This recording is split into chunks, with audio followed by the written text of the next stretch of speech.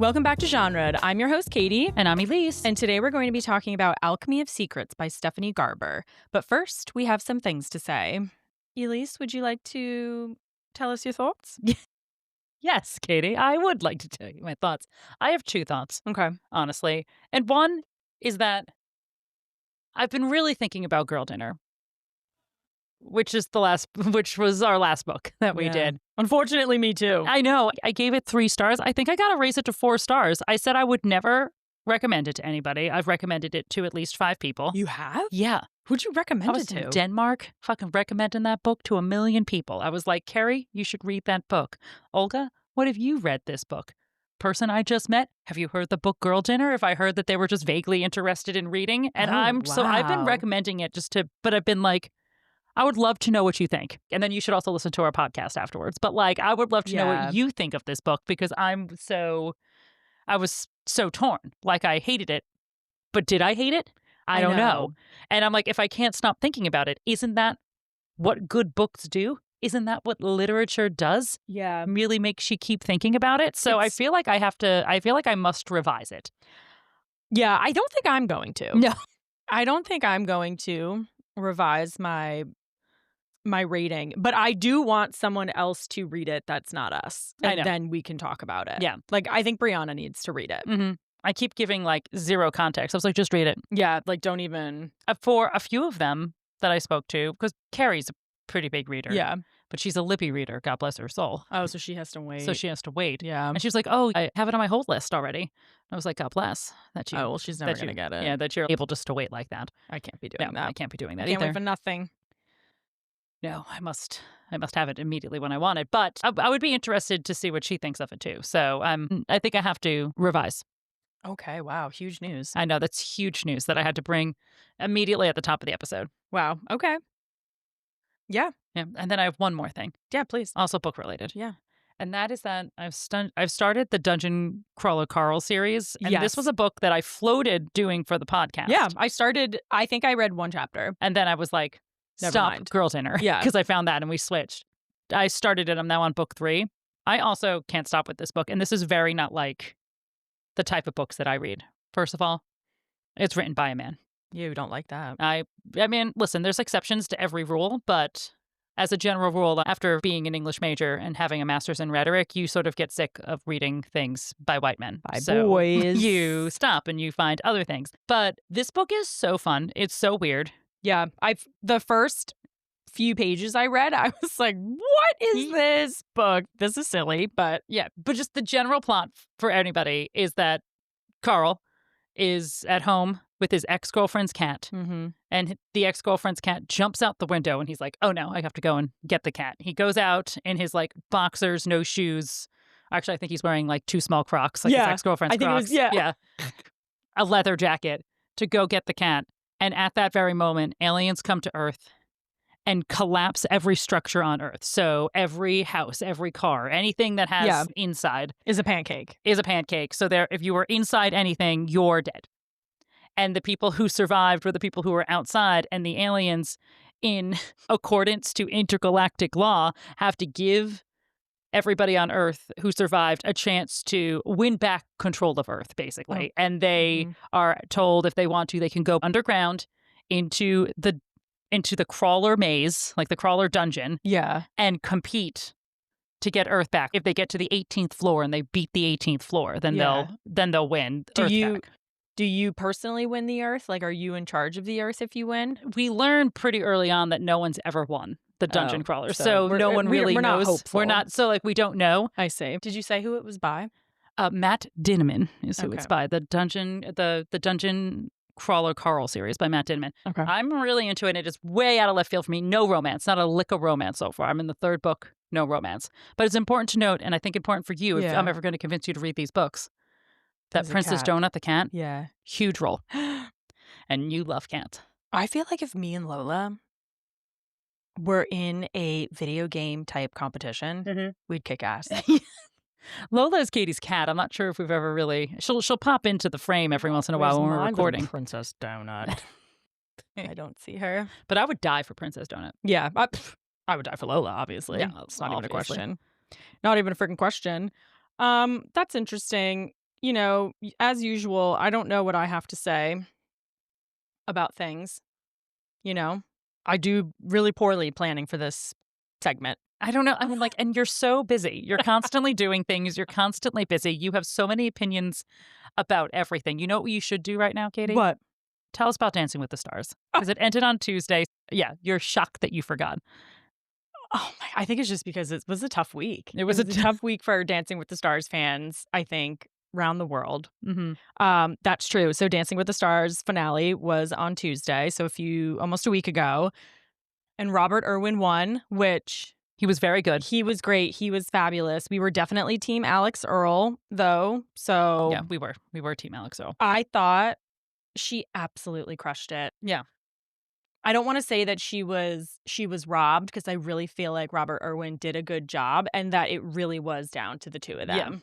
And I think we were being like, I really feel like everybody's underestimating how popular Alex Earl is. And then we realized that Robert Irwin has several million more followers than her. I did not. And I didn't know that. So we, in fact, underestimated how popular Robert Irwin I know. I think is. that's what I think we underestimated that. But I thought her freestyle and Jordan Childs' freestyle was so some good. of the absolute best I've ever seen on Dancing with the Stars. Yeah. And they were so different, too. Like Jordan Childs' freestyle was something only she could do. Yeah.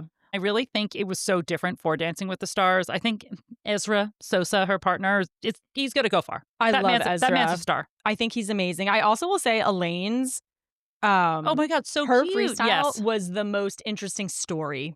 Like, I liked her concept. It was like all of the pros did a really different take on the freestyle. Yeah, that's true. And I thought that Elaine's was like perfect for her. Yeah. Like, and it was so cute. It was really like a little Broadway number. And it was so adorable. Cute. Ugh, I swear. Like, this season, I don't know how we're going to top it. I know. This season was really good. And I felt like it brought in so many people that did not watch Dancing with the Stars. I think if you would have looked at the cast when it was first announced, I think you could have said probably Robert Irwin, Alex Earl would probably make it just based on popularity, unless they totally sucked. Right? I don't know, because I felt like, I think we said this before, that Alex Earl started out, like, she looked terrified. Yeah. Like, you could tell that she was terrified and thinking about every single thing that she did. And I bet it was so scary. And then that went away. Like, you could see her progress and feel even more comfortable dancing. I'm so proud of her. I know. I'm proud of her too. God. And I know that you didn't like Whitney. No. No, but I was fascinated that when she went on Call Her Daddy and her and Mark Ballas did a freestyle that was very produced. It would have never been on Dancing with the Stars. Yeah. But it was very good. I mean, like, it was a fascinating dance number. And then the interview was very interesting. But the thing that I found the most interesting is that it was produced by ABC. I think what Alex Hooper did say that she reached out to ABC, I guess, to see, because everybody was like, get Whitney on. But I mean, Whitney's under contract in a couple of different ways with ABC, and Mark Ballas is under contract for Dancing with the Stars, obviously. And ABC was like, sure. But then ABC basically produced that entire episode of Call Her Daddy. Like, there was producers there. They kept pointing them out. Yeah. And it was focused so much about online bullying and what, like, Whitney and Mark were getting during the season that I thought it was a fascinating thing for ABC to do. You know, like, I think ABC was just like, we maybe should have done a little bit more to call out some of the bullying, like, when it was happening. And I don't know, but it was interesting. So I will say, I mean, as all of my friends and family know, I did not like Whitney. I do not watch Secret Lives of Mormon Wives. Mm-hmm. I don't know anything about this girl, Whitney, but I didn't like her. I didn't like her from day one, didn't like her vibe. I just felt like, I don't know. And I love Mark Ballas. I think he's fantastic. And I thought she was a great dancer. Yeah. And I was surprised that she went home. And I think it's because I didn't know that everyone else on the internet thought the same thing that I did. Somehow I missed all of that.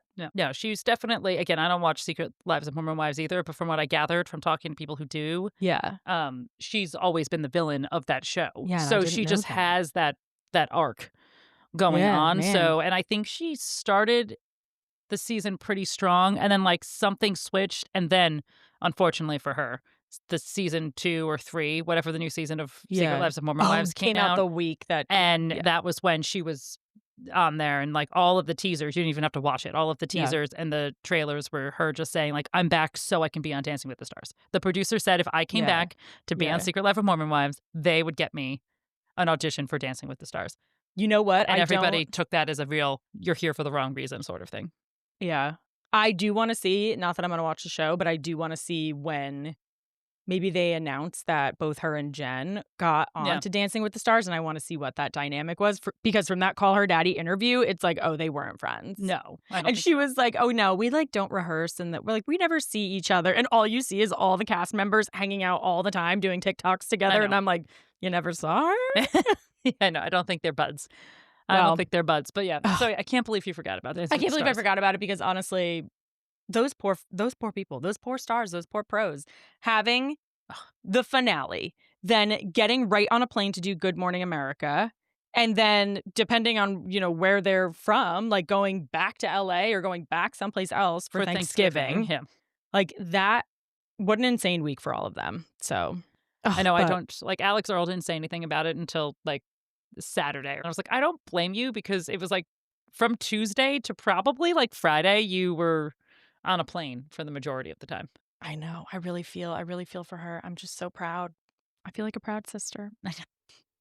Your Anyway. close personal friend, Alex My Earl. close personal friend, Alex Earl, who, I just feel like we're closer because she's from New Jersey. Yeah. And, we love our tri state folks. We do love our tri-state folks, that is true. So let's get into the book. All right.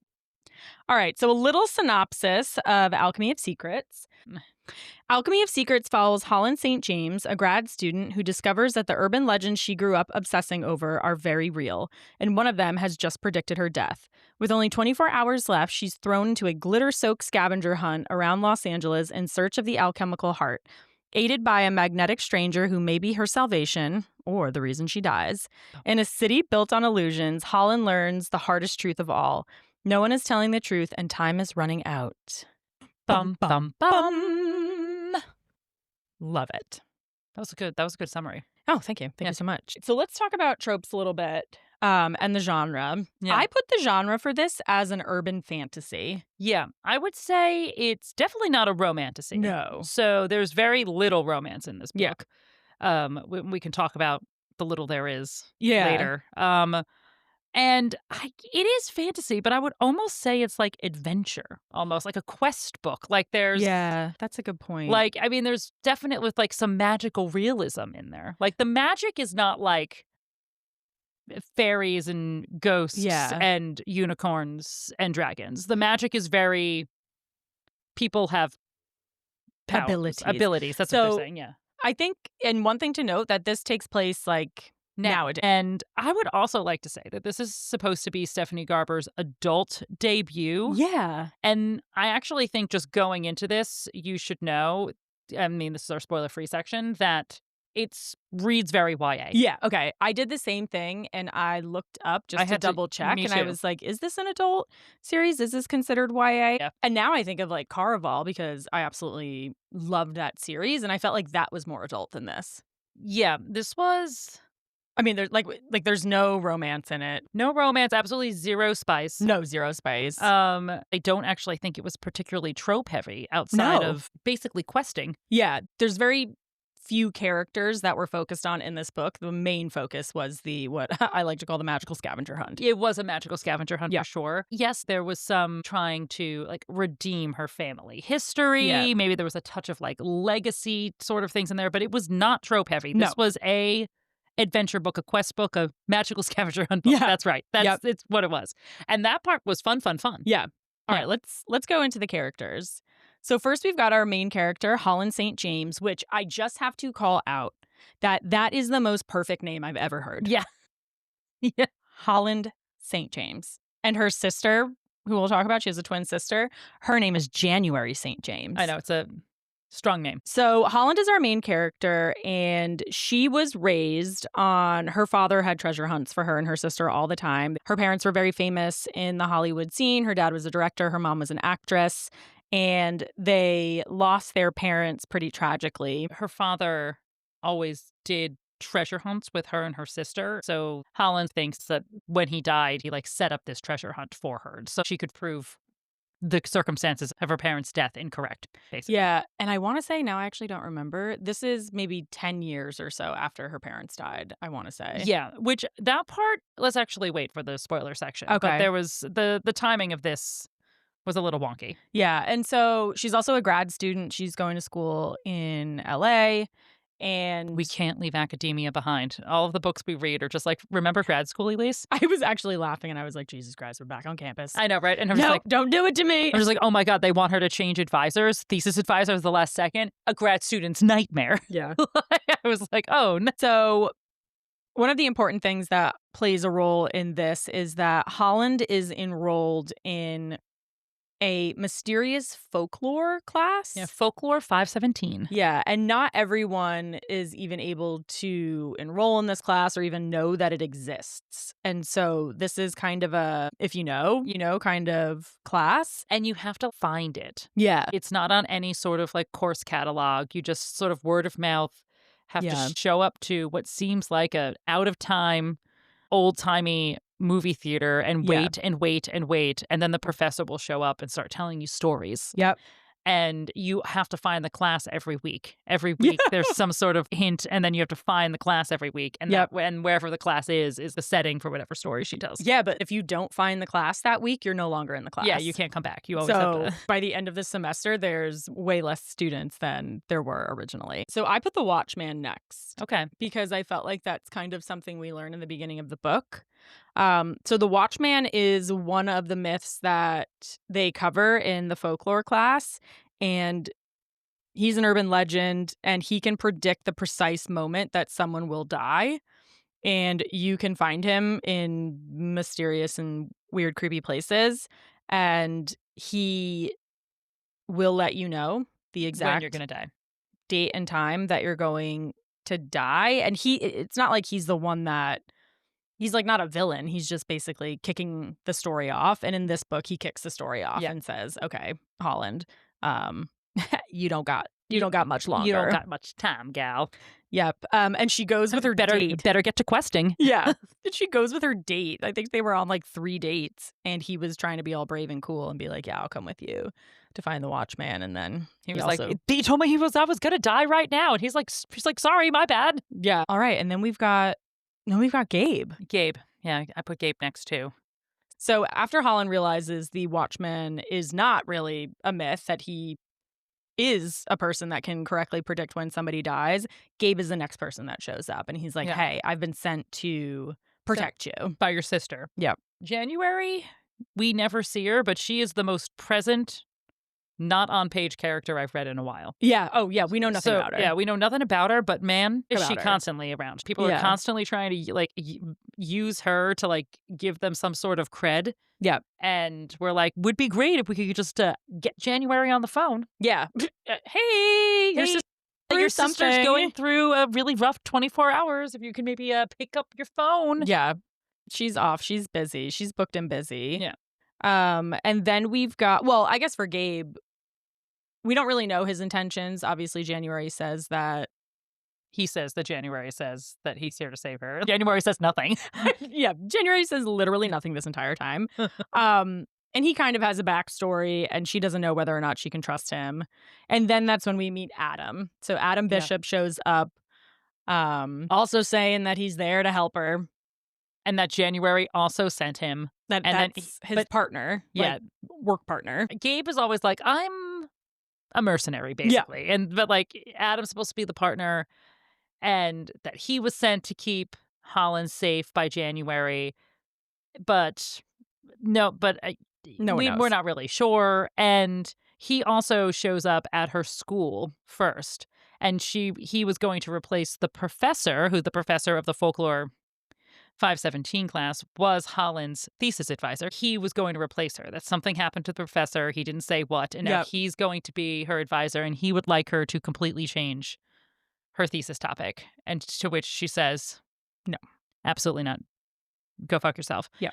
Which is what any grad student would do. Again, very accurate. At least so that the small snippets of grad school in this book, also accurate. Yep. Love it.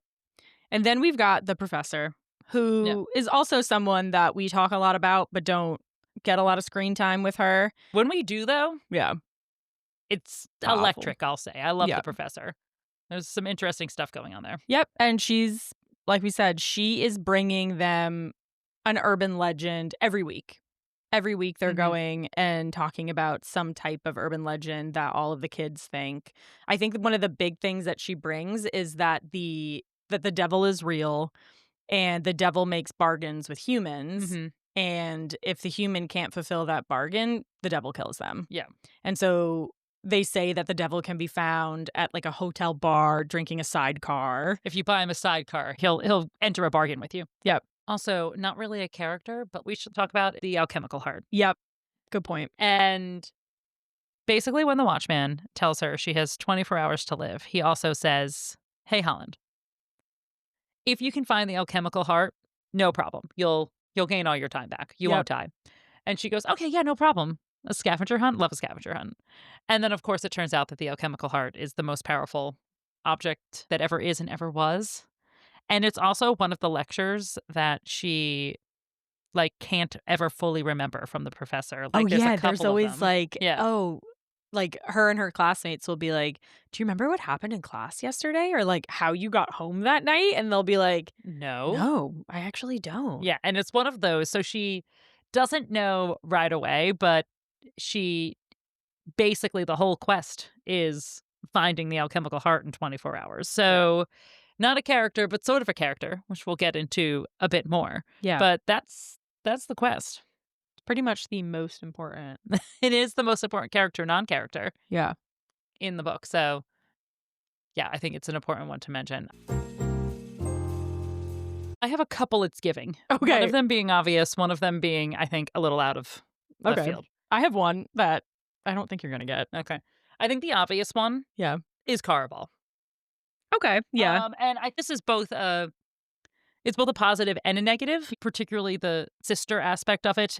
The one wily sister is the impetus of the entire story and her going to Caraval, etc. That's very present here.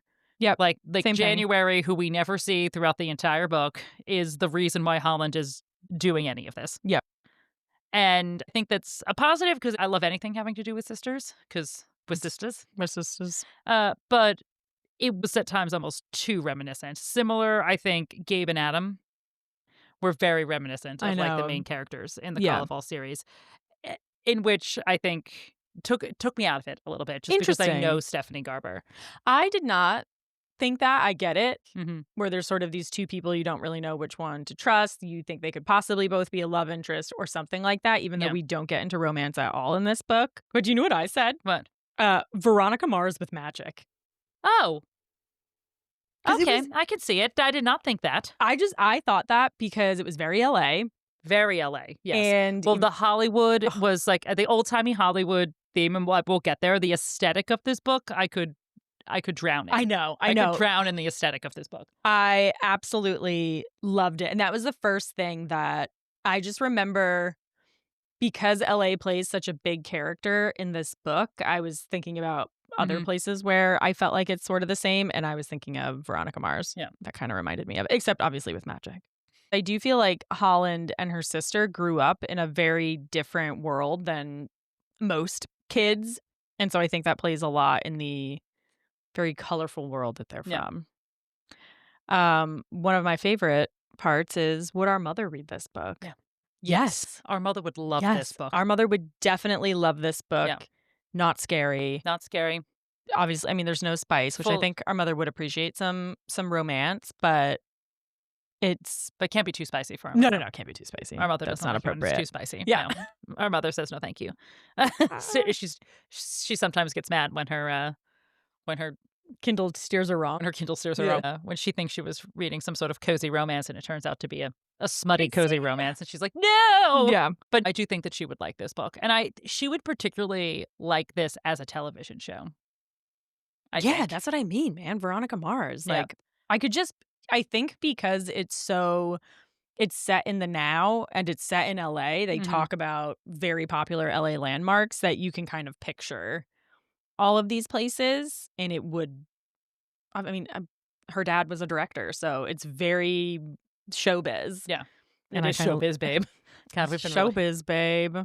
been throwing that around a lot I lately. know. God, gosh, we can't help it. No. We're in showbiz. That's us. Oh my God, our absolutely DIY podcast showbiz, babe. Yeah, look at us here with these curated shelves. Oh my God, We these don't. new lights that I got. Yeah. Oh, just as a sidebar, we did try a new setup for recording as we always do today, and I Every really day. think it worked out well this time. I think we didn't almost kill each other this time. I think we were much more better in. Much more better for sure. We were definitely much more better. You like these new lights. You I were do like skeptical these new about these lights. box lights, but you like them. Well, they're fucking huge, which I hate. But they fold down small, They fold down small. and we've never been lit better. I think we are lit pretty well. I mean, I guess we'll see when we cut all this together. But I mean, yeah. Who knows? Let's. you never know till post. You never. You never know till post. The skills right. we've learned doing this, skills I I never know. thought I'd have, but I'm good at lighting things now. All right. All right. All right. All right, Katie, did we like this book? High level. Yes. Did you like this book? High level. Yes, I have some caveats though. I also have caveats, and we'll get to them in the spoiler section. I think one of the great things about this book, which is not giving anything away, is just like the magic and how it's described in this questy, but also very relatable type of atmosphere. Yeah. And like Caraval is not set in today's day and age. And I liked the way that she wrote LA. Yeah. And just like how it is showbiz, just some of the places that they go, places that they talk about that do have some sort of like spooky or kind of myths around them, I thought was very fun to think about. I think so too. I got some I got caveats. thoughts, yeah. I have thoughts, but yes. Yeah. High level, yes. Okay, let's do one-line plots. Okay. Elyse, do you want to go first? All right. Hollywood royalty grad student quests a little too close to the sun and ends up with 24 chaotic hours, a cursed countdown, and a love triangle so messy it's barely a love triangle. It's not a triangle. I don't know what it is, but it's something. I love that. Okay. Mine is urban legends come alive, ghosts play favorites, and a grad student has one night to survive a magical scavenger hunt through Hollywood's darkest corners. It really is a magical scavenger hunt. I know. And it makes me laugh because like that is what her dad always set up for them. And so it's kind of adorable, but also, I mean, it could also like fucked up. like fucked up. Yeah. All right, let's get into the spoiler because I got a couple more things that I want to say, and I don't want to spoil it. Okay, ready? Spoilers. Alert. So when did you decide you did or didn't like this book? I like this book immediately. It really jumps right in. I think we said it goes pretty quickly, and you first get introduced to Holland, and she is on the way to a date, and she's on this date, and they go see The Watchman. And I was like, whoa, what are we talking about? Yeah. And then I was like, oh gosh, is this going to be a horror book? But no. Oh, and then not. Also, it in the beginning, these chapters are almost every other chapter, and then they like calm down near the end as the action happens. But there are folklore 517 chapters. So one of the first chapters is just basically the professor telling one of these stories, telling the Watchman story, for example. So you get these little urban legends spliced in between, and then they're pretty regular in the beginning of the book. And then like after about halfway, they're not as much because the quest has begun. The quest has begun. And the stories have been laid. I would say I do like it. I did like it right away, and I was immediately intrigued. The aesthetic, the way that like Hollywood is written, and as somebody was in LA just months ago for work, and I was like, this place is just so weird. Highways with palm trees. Like this is one of the weirdest places. As a New Yorker, LA blows my tiny little New York mind. Yeah, I don't think any sense to me. Us East Coast folk, we can't hang there. No, it's very difficult. I'm very confused. Yeah. And I like hit a lot of the places that they were talking about in here just because of like the trip that I was on. That's like so we were fun. hitting those places. And I didn't get that same sort of like magical vibe because Hollywood and LA can be very magical. I mean, like people go there to like have dreams come true. But it's gritty. But it's gritty and it's weird. And it is basically a highway just the entire time until you get to the hills, like where the rich people live. Think about New York that way? Maybe. I like mean, New York, like I think of it It'd be sure dreams come true there, I guess. But also dreams die there. Yeah. Yeah, Like, I mean, I think take it from someone that's lived there most of their life, and it's fucking tough. it's tough. I mean, I think LA's tough too. Tough. I think LA is tough too. I loved that it was giving this idealized, almost old Hollywood Yeah. version of LA, even though they were very clear it happened in like literally September 2025. Oh no, it's Halloween, October. It's October Yeah. 2025. Yeah. Well, that's what I was going to say. So one of my favorite parts was I had said earlier that the professor says that the devil hangs out in hotel lobbies, and if you buy him a sidecar, he'll grant you a wish. And so a bunch of the people from the folklore class go on these like little field trips to various hotel lobby bars. Yeah. And they just go there buying men drinks. Strange men drinks to see if they're maybe the devil, like And just buying them sidecars. And I'm like, I can relate. Except I wasn't buying people drinks because couldn't afford that. They're very expensive. Again, not in New York City. Not in New York City, right? But not on a grad school salary. No, certainly not on a grad school salary. But you know that she has secret money. Yeah. So I did like that. I really like that. I love but that. I do think, and this is not the story's fault, I think this was a little bit the marketing around the book's fault.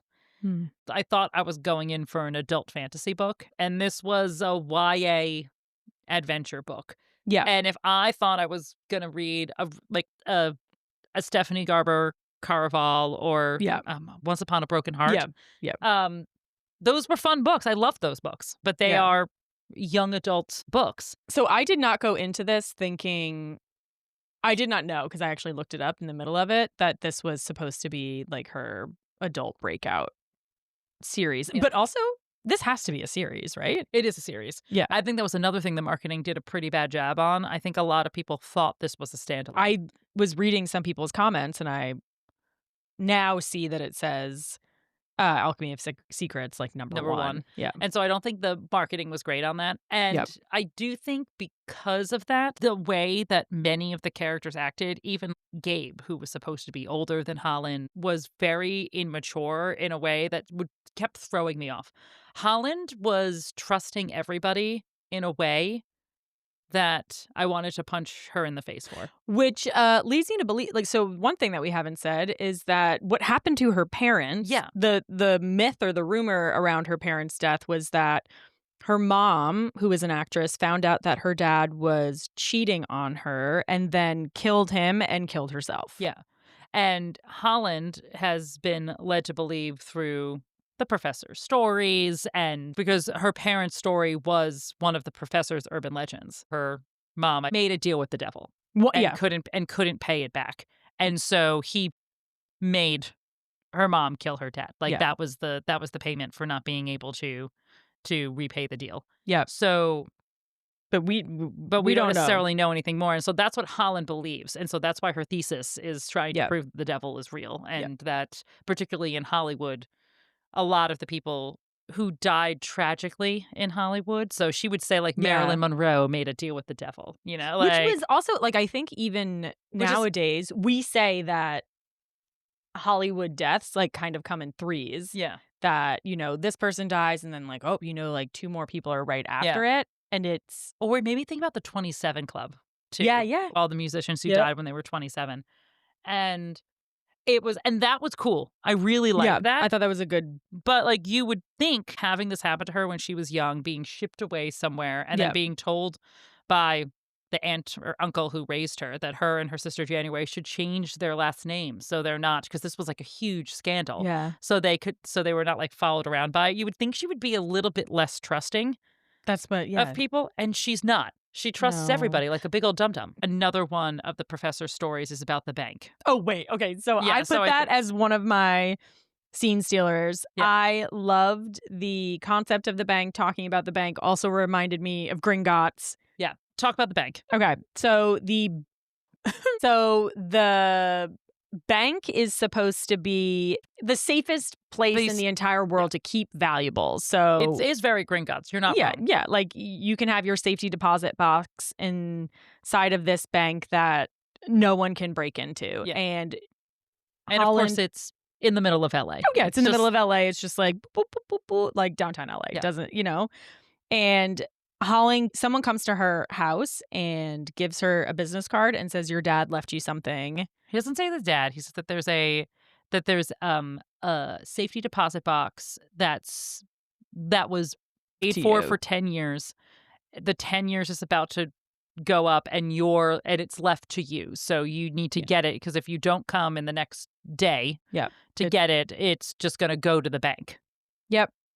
And so she's like, well, I got to be getting to the bank. And then she first she thinks it's a scam. Yep. And that's the only time she's ever shown any critical thinking, basically, in this entire about what somebody said to her. She is a grad student, so she can't forget. Like, she is kind of young. I know, but she's in her 20s.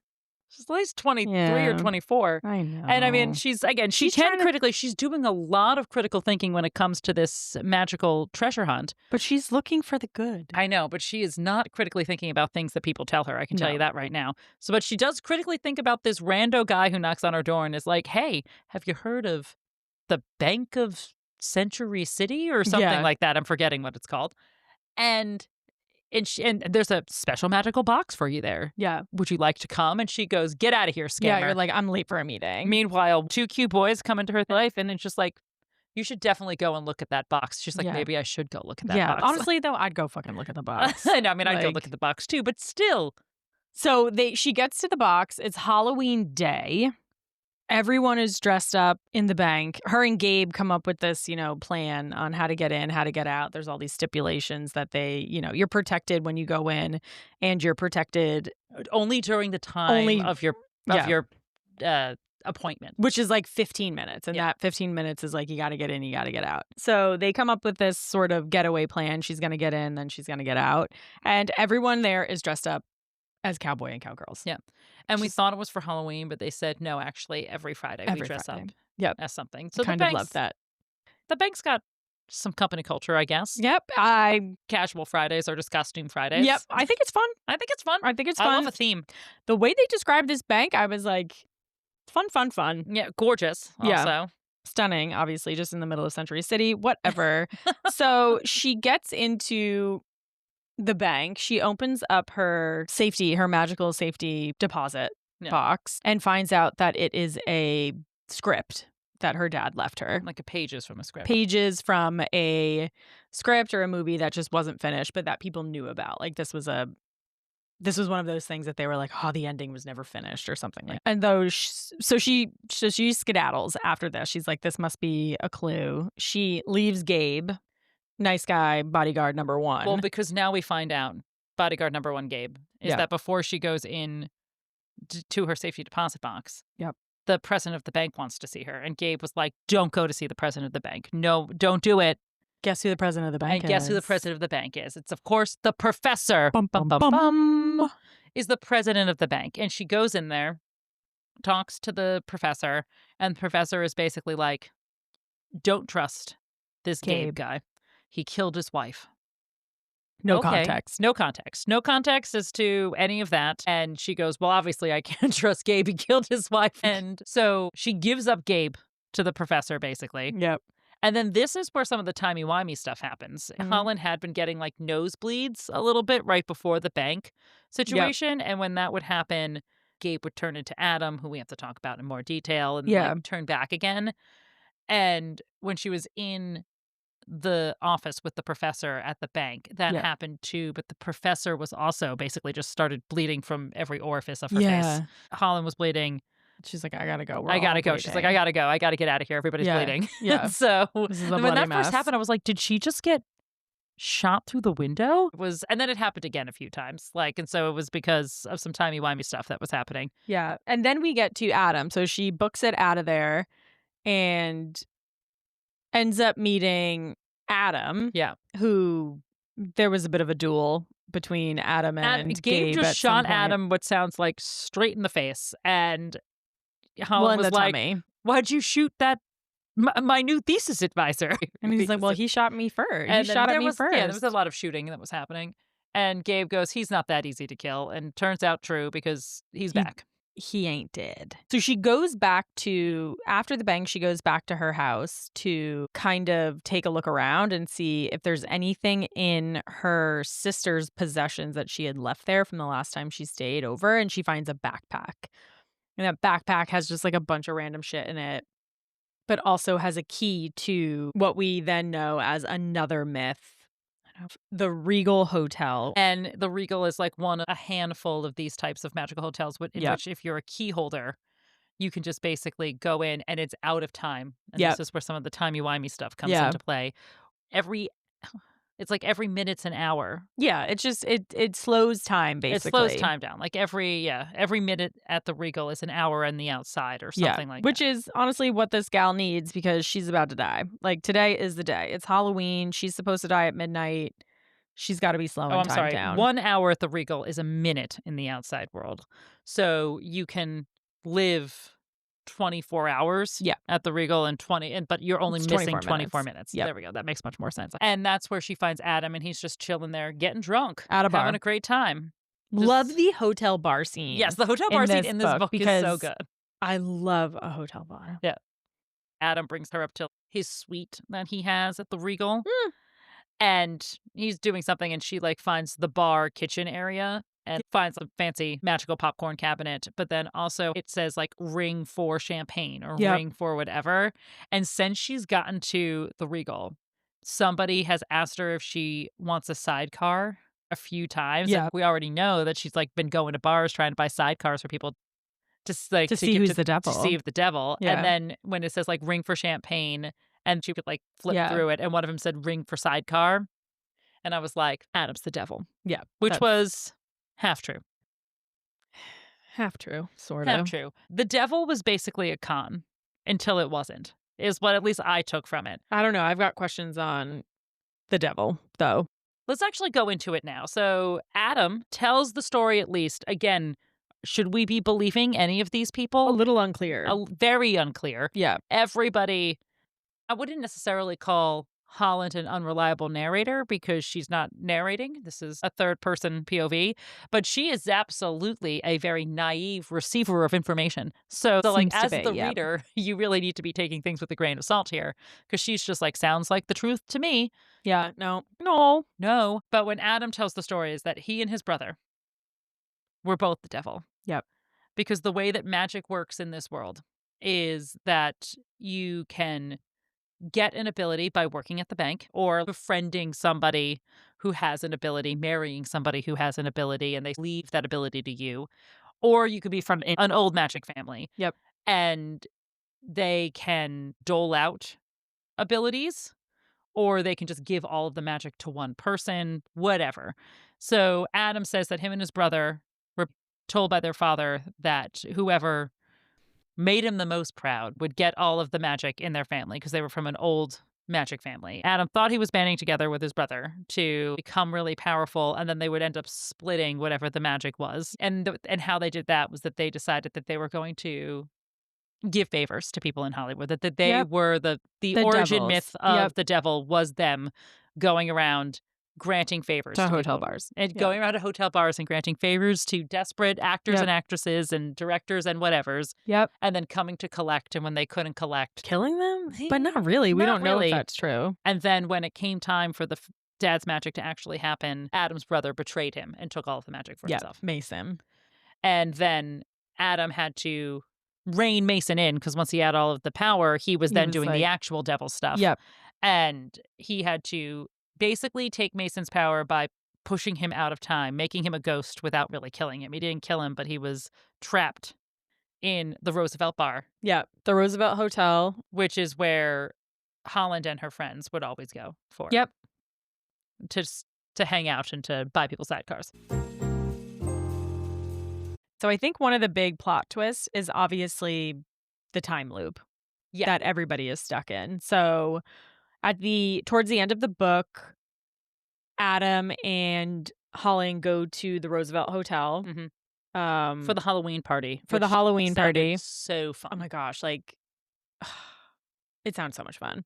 So they go to the Halloween party. I think this is really when Holland is like, I don't actually know who to trust. there is some scavenger hunts that basically lead them there.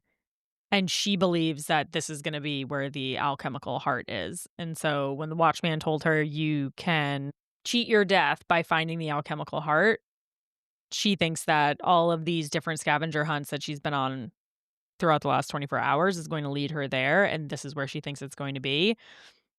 This is also the place where Adam trapped his brother at the Roosevelt Hotel, like as kind of a ghost, and he can't use his abilities there, but he just kind of oversees the bar?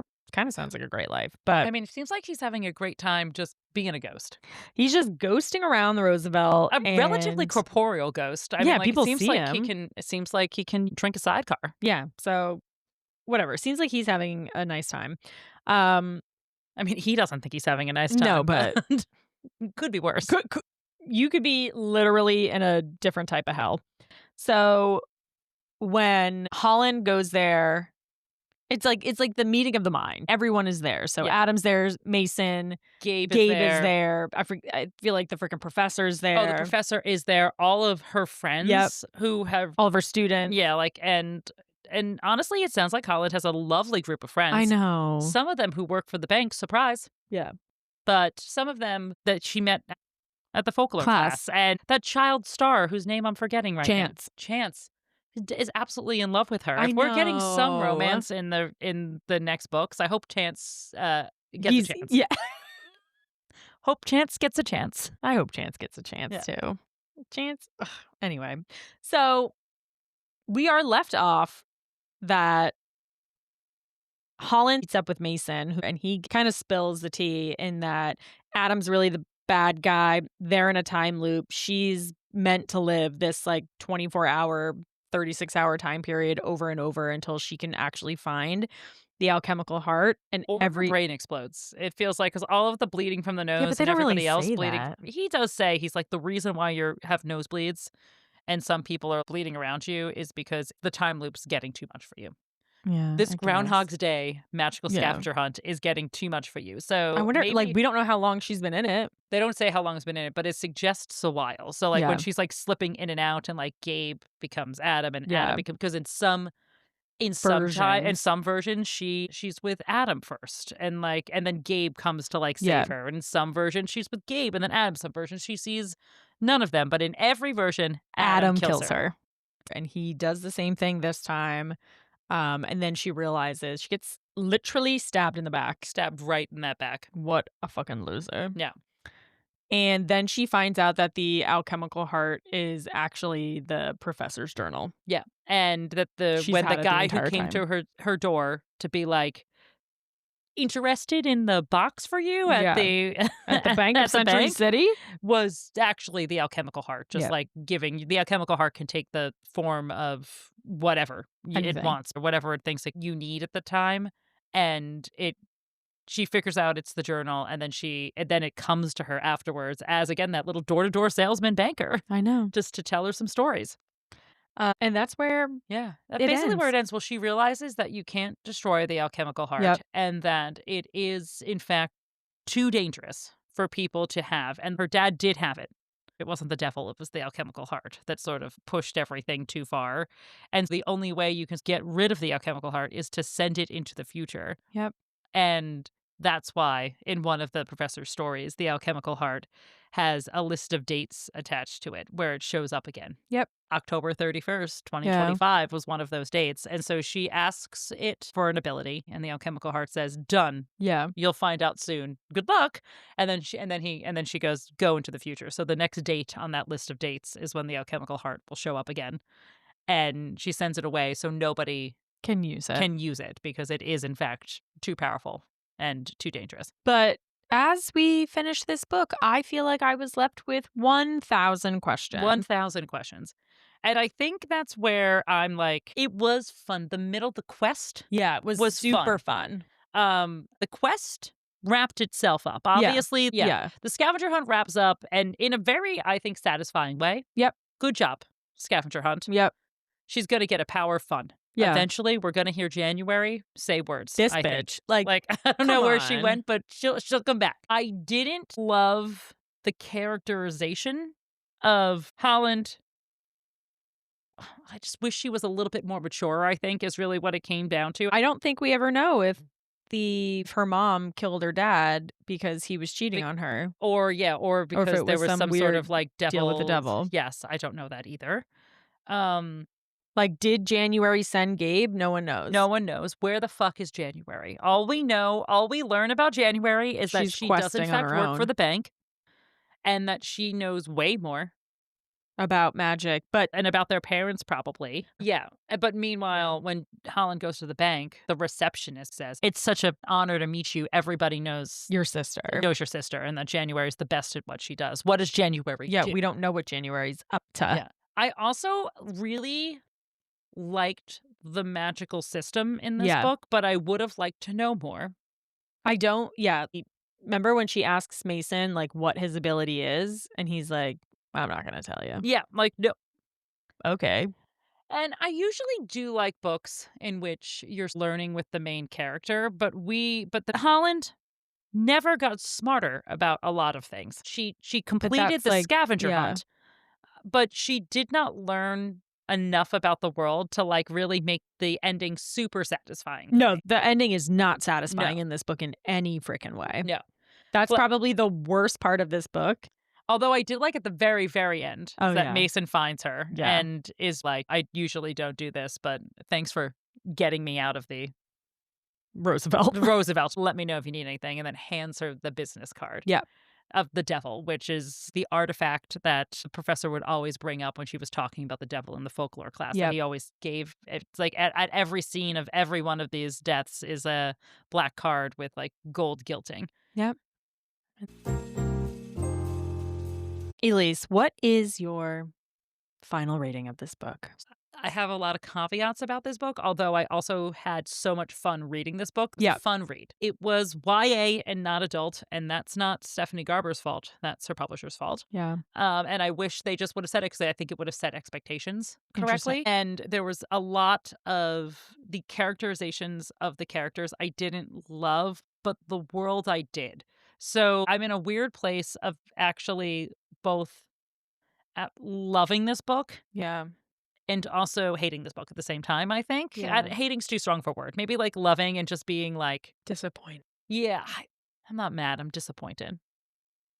But that being said, I'm sort of desperate for the second book. Yeah. So I think it's done its job. Yeah. So I'm thinking it's a 4. Yeah. I think anything less than a 4 would be wrong. But if it had even a little bit more of like a true adult fantasy vibe to it, I think this could easily have been a 5-star.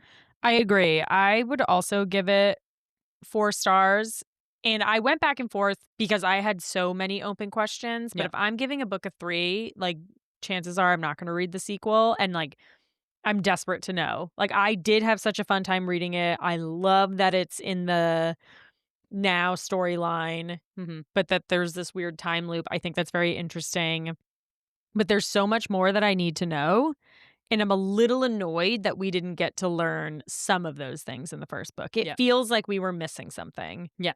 But I do definitely want to read book 2. A second book. Yeah, for sure. I agree. Without a doubt. Yes. Okay, so next, because it's going to be our Christmas episode, or at least the week before Christmas, we are going to be reading Holiday Ever After by Hannah Grace. Look at this cover. Look at that. It's basically a Hallmark. Also, we got a signed copy. We did get a signed copy from Bethany Books. How cute. I'm pretty sure it's just going to be a Hallmark movie. I'm very excited for this. I have really never read a holiday Yeah, book? this is and this is a romance book. Hannah Grace from Icebreaker fame. Icebreaker was a very popular hockey romance book. Is that one of the ones you told Erica to read?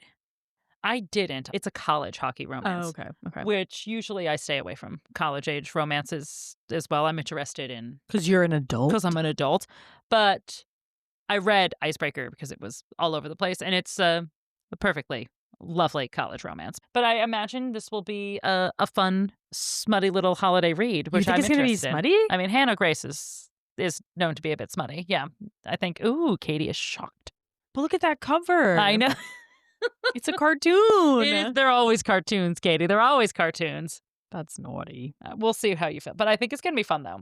It sounds like it's big city girl has to go home to get the promotion she's always wanted. But she finds out holiday cheer And that local man, that's what she's always wanted. I think that's what it's going to be, and I'm excited for it. I love that, and that's what I wish for every December.